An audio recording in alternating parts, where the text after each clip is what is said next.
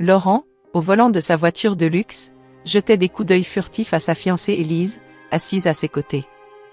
Elle semblait nerveuse, triturant les plis de sa jupe avec une attention inhabituelle. Il posa une main rassurante sur la sienne. « Ne t'inquiète pas, mon amour. Mes parents seront ravis de te rencontrer, dit-il avec un sourire encourageant. » Élise hocha la tête, mais une ombre d'incertitude flottait encore dans ses yeux. La demeure de la famille de Laurent se profilait à l'horizon, majestueuse et intimidante. Un château moderne, avec des jardins impeccablement entretenus et des sculptures en marbre qui ornaient l'entrée principale. Philippe et Isabelle attendaient leur arrivée sur le perron.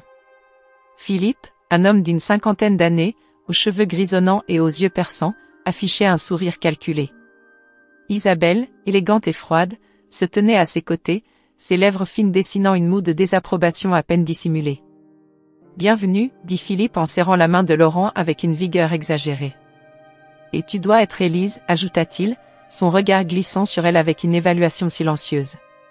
Isabelle se contenta d'un hochement de tête poli mais distant.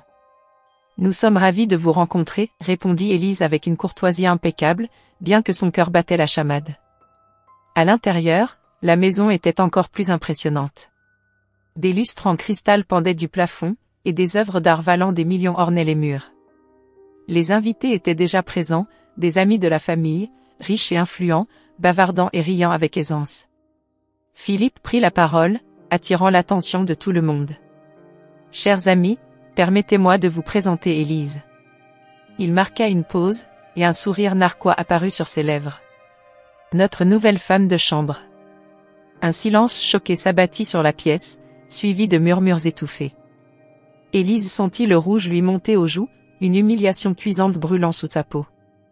Laurent, stupéfait, regarda son père avec incrédulité. « Papa, ce n'est pas drôle, protesta-t-il, mais Philippe haussa les épaules, nonchalant. « Allons, Laurent, c'est juste une plaisanterie, dit-il, bien que son ton manquait de sincérité. » Isabelle s'approcha d'Élise, une lueur glaciale dans les yeux. « Nous espérons que vous vous montrerez à la hauteur, ma chère, dit-elle d'une voix douce mais tranchante. Après tout, nous avons des standards à maintenir. » Élise, bien que blessée, redressa les épaules. « Je suis certaine que je saurai répondre à vos attentes, répondit-elle avec une fermeté tranquille, refusant de se laisser abattre. La soirée continua, mais l'atmosphère était tendue. Laurent tenta de réconforter Élise, mais elle pouvait sentir les regards méprisants et les chuchotements malveillants. Finalement, après ce qui sembla être une éternité, les invités commencèrent à partir. Philippe et Isabelle se rapprochèrent d'Élise une fois de plus. « Nous aimerions rencontrer vos parents, dit Philippe, un sourire condescendant aux lèvres. Peut-être que cela nous aidera à mieux vous comprendre. » Élise serra les dents, mais acquiesça. « Très bien. Je vais organiser cela. » Sur le chemin du retour, Laurent prit la main d'Élise en signe de soutien. « Je suis désolé pour ce qui s'est passé ce soir, murmura-t-il. Je ne savais pas que mes parents se comporteraient ainsi. »« Ce n'est pas ta faute, répondit Élise, bien que sa voix trahissait sa douleur. Mais je vais leur montrer que je vaux bien plus que ce qu'ils pensent. » Laurent, bien que inquiet, respecta sa détermination. « Nous trouverons un moyen de leur prouver qu'ils ont tort, dit-il avec conviction. » Mais alors qu'il s'éloignait de la demeure familiale, une question brûlait dans l'esprit d'Élise. Que penseraient ses propres parents de cette rencontre, et surtout, comment réagiraient Philippe et Isabelle face à la vérité sur son père, Jean? Cette pensée la hantait alors qu'elle se préparait pour la confrontation à venir, déterminée à défendre son honneur et à prouver sa valeur, coûte que coûte. Laurent et Élise se dirigèrent vers la modeste maison de ses parents, située dans un quartier tranquille à l'extérieur de Paris. Le contraste entre la somptueuse demeure des parents de Laurent et la simplicité de celle d'Élise était frappant, mais Laurent n'y prêta guère attention. Il tenait tendrement la main d'Élise, conscient de la nervosité qui l'habitait. En franchissant le seuil de la porte, ils furent accueillis par Jean, le père d'Élise. C'était un homme de stature moyenne, aux cheveux grisonnants et aux yeux perçants qui semblaient toujours cacher un secret. Il embrassa chaleureusement sa fille et serra fermement la main de Laurent. « Bonjour, Laurent. C'est un plaisir de finalement faire votre connaissance, dit Jean avec un sourire énigmatique. Le plaisir est pour moi, monsieur, répondit Laurent poliment. Une fois à l'intérieur, Jean remarqua immédiatement l'inquiétude sur le visage de sa fille. Ils s'assirent autour de la table de la cuisine, où Élise, les mains tremblantes, raconta l'humiliation qu'elle avait subie chez les parents de Laurent. Jean écoutait attentivement, les sourcils froncés. « Et ils t'ont présenté comme une femme de chambre ?» demanda-t-il, la voix contenant une pointe de colère dissimulée. « Oui, papa. Ils ne m'ont pas respecté, et ils ont même exigé de rencontrer mes parents, comme si j'avais quelque chose à prouver, » répondit Élise, les larmes aux yeux. Jean prit un moment pour réfléchir avant de répondre. Il posa une main rassurante sur celle de sa fille. « Très bien. Nous allons les rencontrer, dit-il calmement, mais avec une détermination palpable dans sa voix. Je suis curieux de voir comment ils réagiront. » Le sourire énigmatique de Jean semblait cacher bien plus que des mots rassurants. Laurent ne put s'empêcher de ressentir une certaine curiosité et une légère appréhension face à cet homme mystérieux. Quelques jours plus tard, ils retournèrent tous trois à la demeure luxueuse de Philippe et Isabelle. À leur arrivée, Philippe et Isabelle les accueillirent avec une politesse froide, mais dès que leurs regards se posèrent sur Jean, leurs visages se figèrent. Une tension palpable s'installa instantanément dans la pièce. « Jean, que fais-tu ici ?» balbutia Philippe, visiblement déstabilisé. « Philippe, Isabelle. »« Cela fait longtemps, » répondit Jean avec une tranquillité déconcertante. Laurent, perplexe, regarda ses parents et Jean tour à tour. « Vous vous connaissez ?» demanda-t-il, incrédule. Philippe et Isabelle échangèrent un regard paniqué avant de se ressaisir. « Nous avons rencontré Jean il y a de nombreuses années, dans des circonstances particulières, » répondit Isabelle, tentant de masquer son agitation. Jean ne fit aucun effort pour apaiser la situation. « Oui, des circonstances très particulières, » ajouta-t-il, son sourire énigmatique toujours présent. « Mais aujourd'hui, nous sommes ici pour discuter de l'avenir de nos enfants, n'est-ce pas ?» La soirée continua dans une atmosphère lourde de non-dits et de regards furtifs. Élise, bien que troublée par la réaction de Philippe et Isabelle, se sentait étrangement soutenue par la présence de son père. Laurent, quant à lui, était de plus en plus intrigué par le passé mystérieux de Jean et l'effet qu'il semblait avoir sur ses parents. Alors qu'il prenait congé, Jean se tourna vers Philippe et Isabelle, les fixant intensément. « Nous aurons beaucoup à discuter lors de notre prochaine rencontre. En attendant, prenez bien soin de Laurent et d'Élise. » Cette promesse voilée résonna dans l'air tandis qu'il quittait la demeure. Élise sentit une lueur d'espoir naître en elle. Peut-être que cette rencontre marquerait le début d'un changement. Peut-être que la vérité, quelle qu'elle soit, finirait par éclater. Le silence pesant régnait dans le salon somptueux des parents de Laurent. Jean, assis avec une aisance déconcertante, fixait Philippe et Isabelle avec un regard perçant. La tension était palpable, et Élise, assise à côté de Laurent, observait son père avec une curiosité renouvelée. Elle ne l'avait jamais vu ainsi, si sûr de lui, si mystérieux. Jean prit une grande inspiration et commença à parler d'une voix grave et mesurée. « Il y a longtemps, j'étais un homme influent dans les affaires, » commença-t-il. « Ma famille et moi vivions dans l'opulence et la prospérité. Nous étions respectés et admirés dans notre cercle social. » Philippe déglutit nerveusement, et Isabelle serra les poings. Leur nervosité croissante n'échappa pas à Laurent, qui les regardait avec suspicion. Jean continua, sans accorder la moindre attention à leur malaise. « Tout a changé le jour où j'ai rencontré Philippe et Isabelle, » poursuivit-il, ses yeux se plissant légèrement. « Ils se sont présentés à moi comme des alliés potentiels, des partenaires d'affaires fiables. Mais derrière leur sourire charmeur se cachait une ambition dévorante et une avidité sans bornes. » Laurent se tourna vers ses parents, l'incompréhension et l'inquiétude se mêlant sur son visage. « Papa, maman, que se passe-t-il ? Connaissez-vous vraiment Jean ?» Philippe, blême, se leva brusquement. « Laurent, ne l'écoute pas. Cet homme n'est qu'un menteur, un manipulateur. » Jean ne se laissa pas déstabiliser. « Vraiment, Philippe ? Est-ce ainsi que tu veux jouer ?» Il sortit de sa poche une vieille photo qu'il tendit à Élise. « Regarde cette photo, ma fille.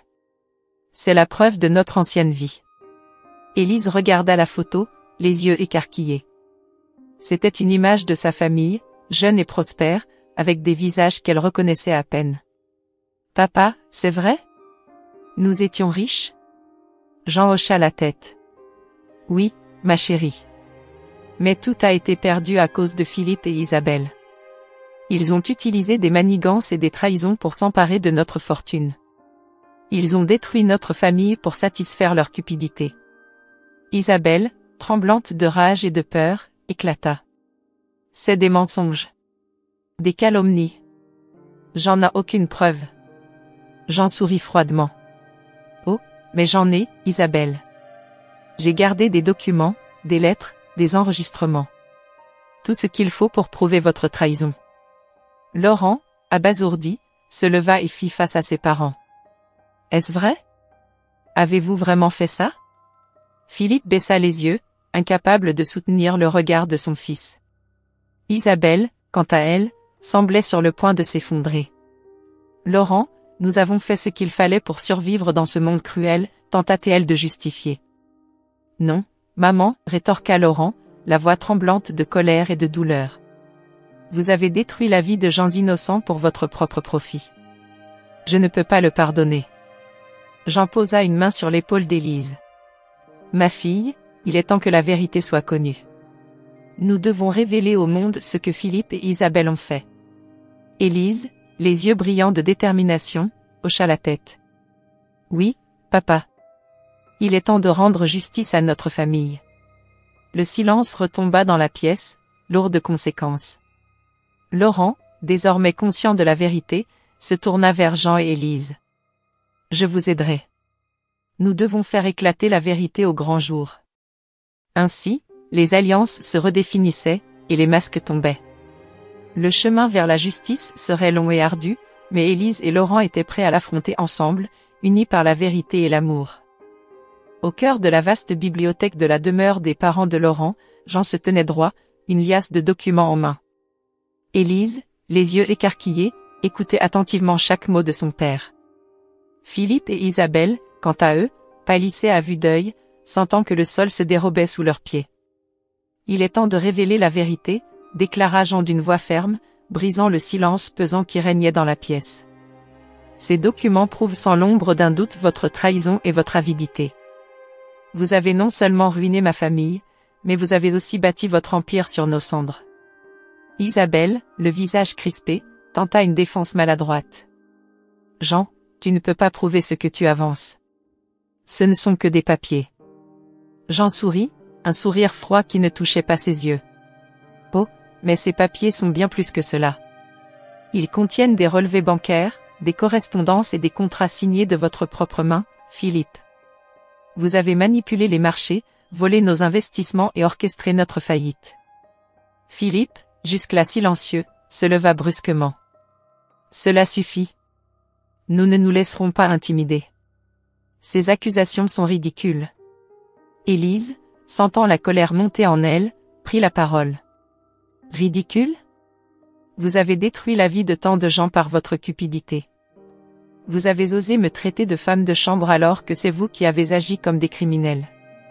Laurent, qui avait écouté en silence, se tourna vers ses parents, la douleur visible dans ses yeux.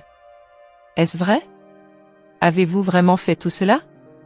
Philippe détourna le regard, incapable de soutenir le regard de son fils. Isabelle, quant à elle, essaya de sauver les apparences. Laurent, mon chéri, c'est bien plus compliqué que cela. Nous avons fait ce qu'il fallait pour protéger notre famille. Laurent secoua la tête, incrédule.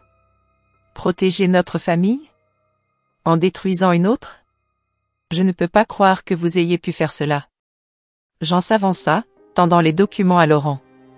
Voici la vérité. Tu mérites de savoir ce que tes parents ont fait. Laurent prit les papiers, ses mains tremblant légèrement. Il parcourut les pages, chaque ligne semblant peser une tonne. Élise posa une main réconfortante sur son épaule. Nous devons exposer cela, Laurent. Le monde doit savoir la vérité. Les yeux de Laurent s'emplirent de détermination. Oui, tu as raison. Ils doivent payer pour ce qu'ils ont fait. Philippe, sentant le contrôle lui échapper, tenta une dernière fois de s'imposer. Laurent, pense à notre famille, à notre réputation. Mais Laurent, le regard ferme, répondit avec une résolution inébranlable. La réputation n'a aucune valeur face à la vérité et à la justice. Vous avez trahi la confiance de tant de gens. Il est temps de réparer vos erreurs. Isabelle, désespérée, implora. Nous pouvons trouver une solution, Jean. Dis-nous ce que tu veux. Jean secoua la tête. Il n'y a aucune solution qui puisse effacer ce que vous avez fait. La justice doit être rendue. Élise, se tournant vers Laurent, déclara avec une voix emplie de détermination. Nous devons agir rapidement. Il faut que tout le monde sache ce qu'ils ont fait. Laurent acquiesça. Oui, nous allons révéler la vérité. Ensemble. La tension dans la pièce était palpable, chaque membre de la famille sentant que les événements prenaient une tournure irréversible. Les regards échangés étaient chargés de non-dits et de promesses de vengeance. Mais une chose était claire, la vérité allait enfin être dévoilée, et les coupables allaient devoir faire face aux conséquences de leurs actes. Philippe et Isabelle, déconcertés par les révélations de Jean, se retrouvèrent face à une situation désespérée. Leur première réaction fut de tenter de soudoyer Jean pour acheter son silence. Un soir, dans le somptueux salon de la demeure familiale, Philippe prit Jean à part, son visage crispé par l'angoisse et la détermination. « Jean, nous pouvons trouver un arrangement, n'est-ce pas ?» commença Philippe, sa voix tremblante malgré ses efforts pour paraître serein. « Disons que nous vous offrons une somme conséquente pour que vous oubliez tout cela. » Jean, debout face à la cheminée, croisa les bras et fixa Philippe d'un regard impénétrable. « Vous pensez vraiment que je suis ici pour l'argent, Philippe ?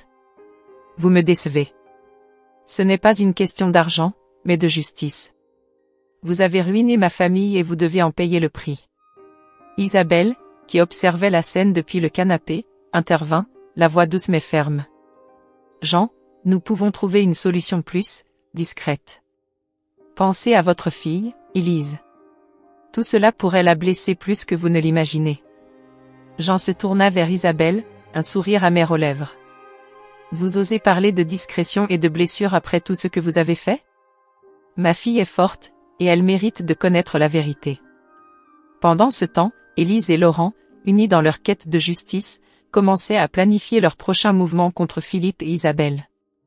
Ils se retrouvaient souvent dans la petite bibliothèque de la maison, entourés de livres anciens et de dossiers que Jean avait apportés comme preuve. « Nous devons faire cela méthodiquement, » dit Laurent en feuilletant un dossier. « Si nous révélons tout trop vite, il pourrait trouver un moyen de nous discréditer. » Élise hocha la tête, son esprit bouillonnant de détermination. « Nous devons d'abord rassembler toutes les preuves nécessaires et préparer un plan solide. Et nous aurons besoin d'alliés. Des gens influents qui pourront nous soutenir. » Jean, de son côté, utilisait ses anciens contacts pour préparer un coup de maître. Ses années de silence n'avaient pas effacé les liens qu'il avait tissés autrefois, et il savait exactement à qui s'adresser pour obtenir de l'aide. Un soir, il convoqua Élise et Laurent dans le bureau de la maison familiale. « J'ai parlé à quelques vieux amis, » annonça-t-il en leur montrant une série de documents. « Ils sont prêts à nous aider à rétablir la vérité. Nous devons agir vite et avec précision. » Laurent parcourut les documents, impressionné par la minutie du plan de Jean. « C'est brillant, Jean. Avec cela, nous pourrons non seulement prouver leurs crimes, mais aussi les exposer publiquement. » Élise, émue par la détermination de son père et de son fiancé, posa une main sur l'épaule de Jean. « Merci, papa. Grâce à toi, nous avons une chance de faire justice. » Les jours suivants furent remplis de réunions secrètes et de préparatifs minutieux. Jean, Élise et Laurent travaillaient sans relâche, déterminés à exposer Philippe et Isabelle. Chaque détail était soigneusement planifié, chaque preuve vérifiée et revérifiée. Ils savaient que la moindre erreur pourrait leur coûter cher. Philippe et Isabelle, sentant l'étau se resserrer, tentaient désespérément de trouver une échappatoire. Mais partout où ils se tournaient, les portes se fermaient.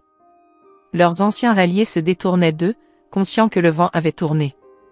Enfin, le jour de la vérité arriva. Jean, avec l'aide de ses contacts influents, avait organisé une conférence de presse dans un hôtel prestigieux de Paris. Élise et Laurent, nerveux mais résolus, se tenaient à ses côtés.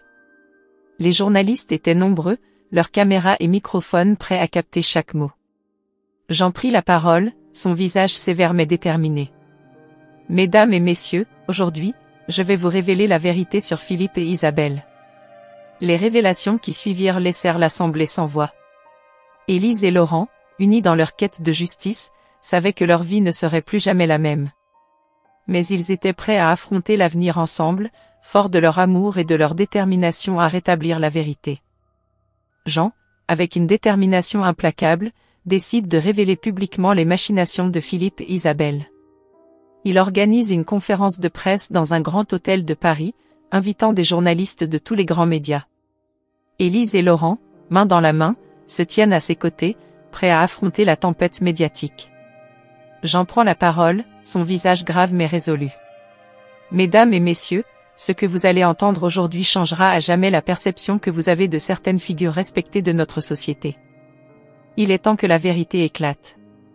Il sort un dossier épais rempli de documents compromettants et commence à exposer les preuves de la fraude et des crimes commis par Philippe et Isabelle. Les journalistes, d'abord sceptiques, sont rapidement convaincus par la montagne de preuves présentées. Les flashs des appareils photo crépitent sans cesse, capturant chaque moment de cette révélation explosive. Philippe et Isabelle ont ruiné ma famille par avidité et trahison. Ils ont construit leur empire financier sur des mensonges et des manipulations, déclare Jean avec une voix ferme. La réaction de Philippe et Isabelle ne se fait pas attendre. Ils tentent désespérément de discréditer Jean, mais les preuves sont irréfutables. Les médias s'emparent de l'histoire, et en quelques heures, elle devient virale. Les chaînes de télévision, les journaux et les réseaux sociaux sont inondés de reportages sur ce scandale monumental. Philippe et Isabelle, acculés, n'ont plus nulle part où se cacher. La police intervient rapidement, et les deux sont arrêtés pour fraude, détournement de fonds et autres crimes financiers. Les images de leur arrestation sont diffusées en direct, provoquant une onde de choc dans la société française. Pendant ce temps, l'empire financier de Philippe et Isabelle s'effondre comme un château de cartes. Les investisseurs, paniqués, retirent leurs fonds, et les entreprises associées à leur nom se désolidarisent rapidement. Les actions chutent en bourse, et en l'espace de quelques jours, ce qui était autrefois un empire puissant est réduit à néant. Élise et Laurent, désormais libres des manipulations toxiques de Philippe et Isabelle, commencent à reconstruire leur vie ensemble. Ils savent que la route sera longue et parsemée d'embûches, mais ils sont plus unis que jamais. Nous avons surmonté tant d'épreuves, Laurent. Je sais que nous pouvons tout affronter ensemble, dit Élise en serrant la main de Laurent. Laurent la regarde avec amour et conviction. Oui, Élise. L'amour et la vérité triomphent toujours. Nous allons bâtir notre propre avenir, basé sur l'honnêteté et le respect. Jean, fier de sa fille et de Laurent, les soutient dans cette nouvelle étape de leur vie. Avec l'aide de ses anciens contacts, il réussit à récupérer une partie des biens perdus autrefois, permettant à Élise et Laurent de commencer leur nouvelle vie sur des bases solides. La fin de cette saga est marquée par un sentiment de justice et de renouveau. Philippe et Isabelle paient enfin pour leurs crimes, tandis qu'Élise et Laurent trouvent le bonheur et la paix qu'ils méritent. Le spectateur, tenu en haleine jusqu'à la dernière scène, est émerveillé par les rebondissements et les révélations chocs qui ont conduit à cette conclusion satisfaisante. Ainsi, Élise et Laurent, forts de leur amour et de leur intégrité, poursuivent leur chemin ensemble, prouvant que même dans les moments les plus sombres, la vérité et l'amour finissent toujours par triompher. Si vous avez suivi jusqu'ici, abonnez-vous à la chaîne pour plus d'histoires émouvantes et captivantes comme celle-ci.